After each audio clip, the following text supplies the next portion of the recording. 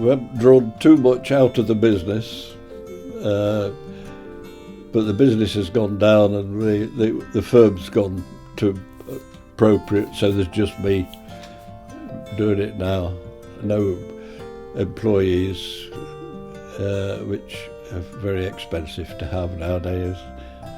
Me on my own, I don't get bothered with all that lot. Do you like working by yourself? Yes. Why? No one to fall out with.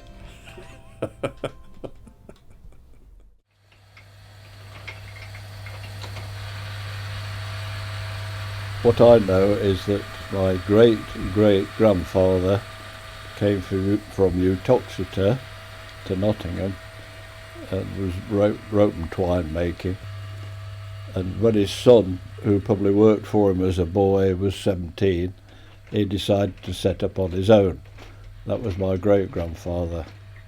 From there on, it went to my grandfather and to my father, and then to my father's children, and I bought them out, and then it came to me. It was in its peak, I think, in the 20s, and they employed about 200 people, making lots of string, basically. They made tennis rackets and did all sorts of tarpaulins, all sorts of things. Well, the string was sold a lot to the hosiery trade. They used to have cut lengths of cotton twine. There was jute twine, which was sold to the garden trade. There was hemp twine that was used for stitching and baling. And then the sisal came in, which was a rough old string, and that came in, and that knocked a bit of the other stuff out.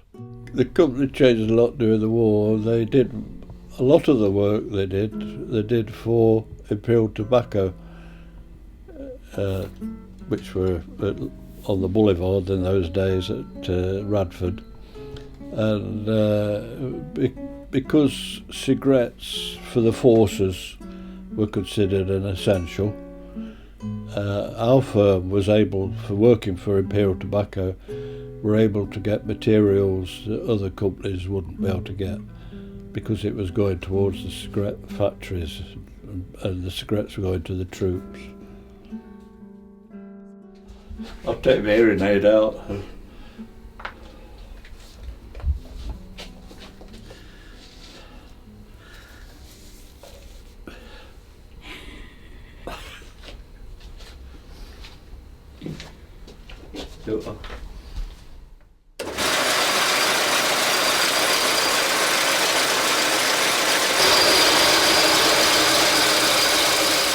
Making bungee cord, thin one, for a firm that does clothing, and they have 1,000 metres a sew at a time. Oh, have a look. Oh, stretches. There's my new boiler, look at my new boiler.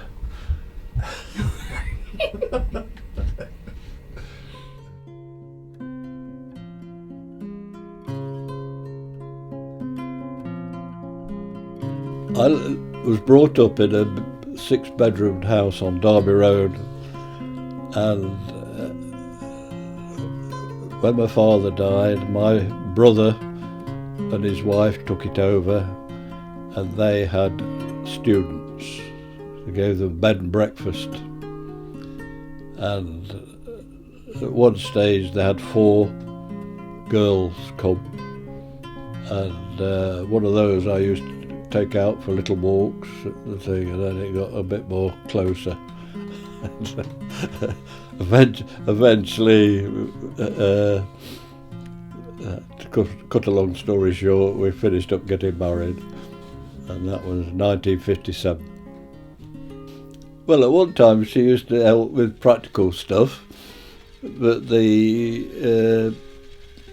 some of the ropes we were using at the time were too rough, and she used to get splinters on her hands from it. Sisal, it was, sisal. She used to get splinters. But anyway, for the last 20 years she did bookkeeping. But then she decided not to come anymore, and she still does some of the. I do some of the bookkeeping, but she does some at home. She keeps an eye on the money, basically.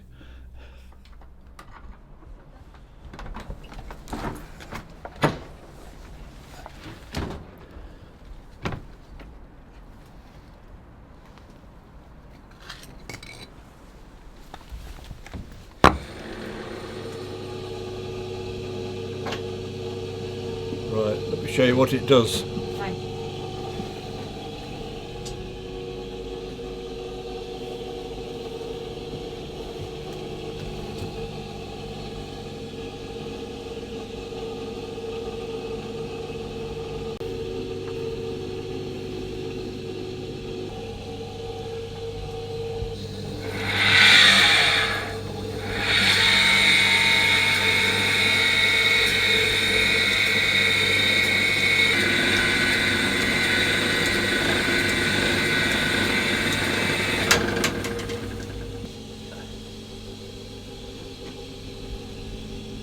This is a present for you.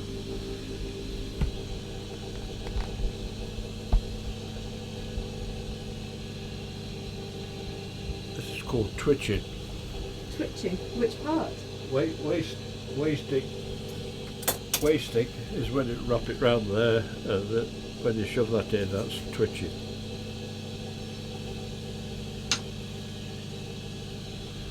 That's awesome! That's for you. Thank you very much.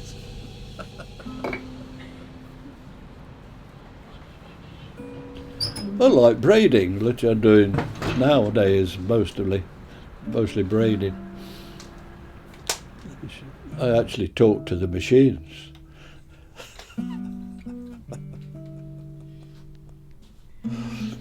Say, come on, can't you go a bit faster?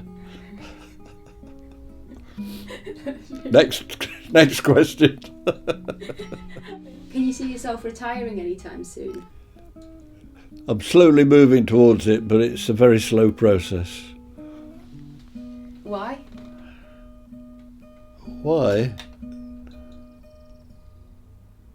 I've got to either do it in one go like an explosion, or else gradually creep there. Well, I've got no particular hobbies at home in that area, so I'm quite happy to come here and meet people like you. Well, I'll show you one thing. The idea is probably empty. Send all the stock to auction or whatever I've got left, and then sell the property. That's it. That's a shame. That'll be the end of... End of W. Coates and Sons, yes. Well, there's all those 50 there. They've, after someone been in business 200 years, gone, finished. It's the trade. Things change. Nothing stays the same forever. I just accept it. I've got 2 sons, and it's not a viable enough business for them to make a proper full-time living out of it. That's the end then. Yeah. Goodbye.